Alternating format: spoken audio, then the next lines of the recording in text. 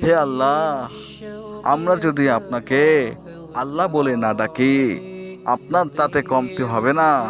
মালিক ও মাওলা, আমরা যদি আপনাকে আল্লাহ বলে না ডাকি, আপনার স্মরণে না থাকি, আপনাকে স্মরণ করে বা না করে যদি আমরা জীবনকে পরিচালনা করি, তা তো আপনার কোনো আয় আসবে না, যাবে না।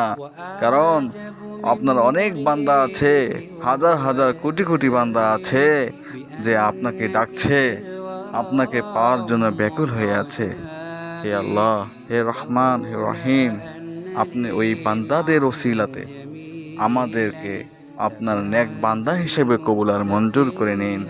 হে আল্লাহ, আপনি আমাদেরকে কবুল আর মঞ্জুর করুন। আপনার রহমান নামের ওসিলাতে আমাদের জীবনের গুনাহগাতি মাফ করে মাসুম বানিয়ে দিন। আমিন।